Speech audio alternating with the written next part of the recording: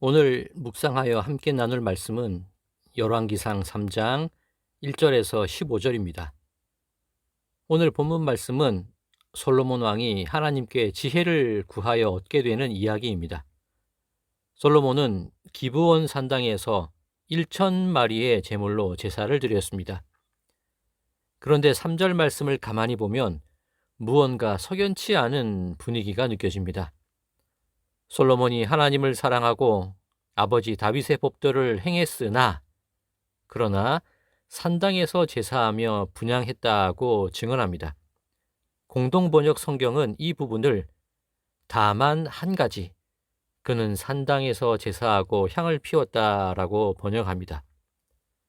아직 성전이 지어지지 않았으니 산당에서 제사를 드리게 되었다는 뜻도 되겠지만 다른 의미가 담겨진 듯한 느낌을 받게 됩니다.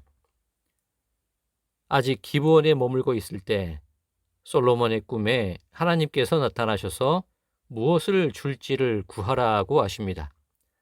솔로몬이 대답하기를 많은 백성을 재판해야 하니 듣는 마음을 주십시오라고 간청합니다. 우리는 지혜라고 하면 삶의 경험이나 지식이 풍부해서 넓은 식견을 가지게 된 것이라고 생각합니다. 또는 사물의 이치를 바르게 판단하는 것을 지혜라고 생각합니다. 그러나 성경이 말하는 지혜는 오늘 솔로몬이 간구한 것처럼 듣는 마음을 의미합니다. 이것이 하나님의 마음에 합당했고 하나님은 부귀와 영화도 같이 주겠노라고 약속해 주십니다. 그런데 하나님은 한 가지 조건을 덧붙이십니다. 아버지 다윗이 행한 것처럼 하나님의 길로 행하고 그 법도와 명령을 지키라고 말씀하시는 것입니다. 자, 그러면 솔로몬은 과연 하나님께서 주신 지혜를 바르게 사용했을까요? 그리고 하나님께서 말씀하신 그 명령을 잘 이행하였을까요? 이스라엘은 사사가 다스리는 나라였습니다. 하나님은 당신의 필요에 따라 사람을 택하여 세우시고 그들로 하여금 백성을 다스리게 하셨습니다. 사사가 다스린다고 말씀드리긴 했는데 정확히는 하나님께서 다스리시는 나라가 이스라엘입니다. 그런데 일찍이 하나님께서는 백성들이 왕을 세워달라고 요청하는 날이 오게 될 것임을 알고 계셨습니다. 그래서 신명기 17장을 통해 왕을 세울 때 지켜야 할 조건을 미리 알려주셨습니다. 첫 번째는 이방인이 아니라 이스라엘 백성들 중에서 왕을 세워야 한다고 말씀하셨습니다. 두 번째는 병마, 즉 군대를 위한 말을 많이 두지 말 것이요. 그것을 얻기 위해 백성들을 애굽으로 돌아가게 하지 말라고 하셨습니다. 세 번째는 아내를 많이 두지 말라고 하셨고, 네 번째는 은과 금을 많이 쌓아두지 말라고 하셨습니다. 다섯 번째는 하나님의 말씀을 항상 가까이 하며 하나님 말씀을 지켜 행하라고 하셨습니다. 이것이 왕을 세우는 기준이 되는 것입니다. 그러면 솔로몬은 하나님께서 말씀하신 이 기준에 합당한 사람이었을까요? 솔로몬은 이방인이 아니니 첫 번째 기준에는 합당합니다. 두 번째는 병마를 많이 두지 말라는 것이었는데 솔로몬은 어땠을까요? 솔로몬이 기브온 산당에서 하나님께 지혜를 구하는 이야기는 오늘 본문 말씀에도 나와 있고 또한 역대하 1장에도 자세히 나와 있습니다. 그리고 솔로몬이 기브온에서 돌아와 백성들을 어떻게 다스렸는지에 대한 구체적인 모습 역시 역대하 말씀은 잘 드러내고 있습니다. 솔로몬이 기브온에서 돌아오자마자 한 일이 무엇이었냐면요. 애굽에서 병마를 사들이는 것이었습니다. 그리고 은과 금을 돌처럼 흔하게 하였습니다. 또한 700명의 아내와 300명의 후궁을 거느렸습니다. 그 아내들은 애굽과 모압과 암몬과 에돔과 시돈과 헷 사람들이었습니다. 사실 오늘 본문 말씀은 애굽에서 아내를 데려오는 이야기로 시작됩니다.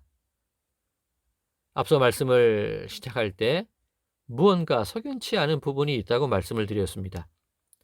즉 솔로몬은 하나님을 사랑하고 그 아버지 다윗의 법도를 따라 살기는 했지만 점점 죄악과 우상 숭배의 길로 빠져들게 될 것임을 드러내고 있는 것입니다.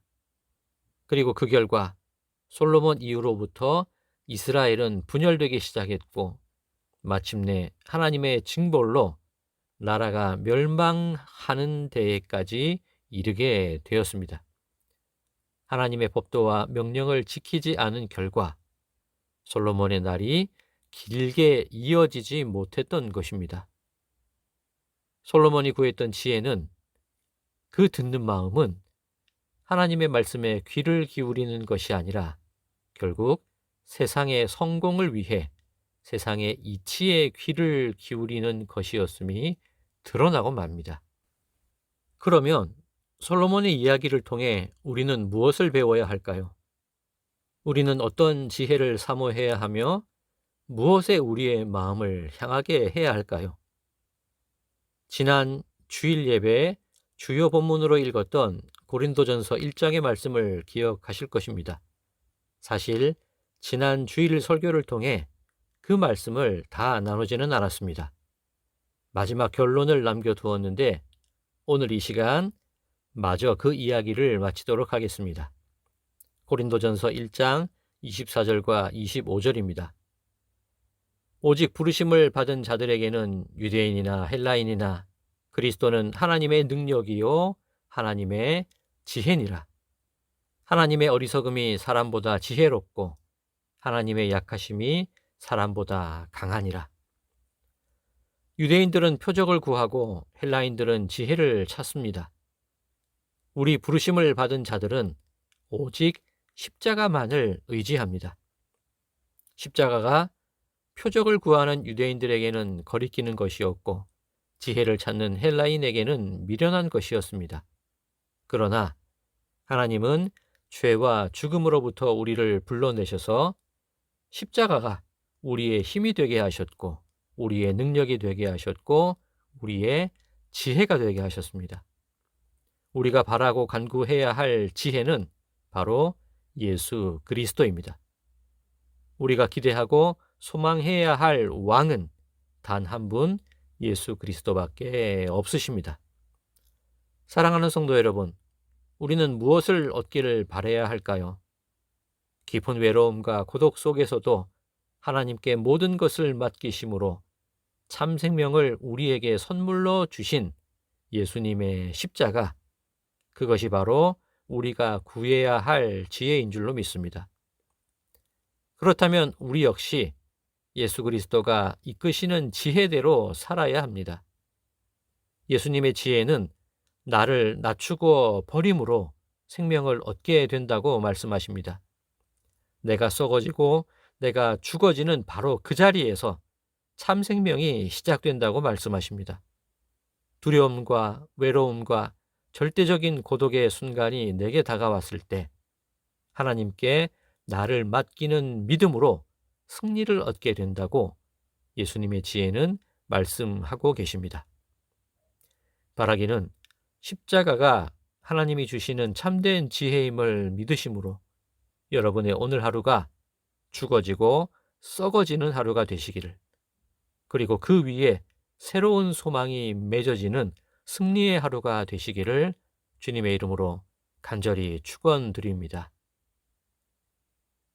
나의 생명이 되시는 하나님, 많은 병마와 세상의 권세는 내게 없다 하더라도, 은과 금은 가지지 못했다고 하더라도 예수님의 십자가, 그것으로 만족하고 그것으로 감사하는 하루가 되게 하여 주시옵소서. 그리고 십자가 그 은혜를 의지함으로 세상 가운데에서 버티고 견디고 이기는 이 하루가 되게 하여 주시옵소서. 예수 그리스도의 이름으로 간절히 기도드리옵나이다. 아멘.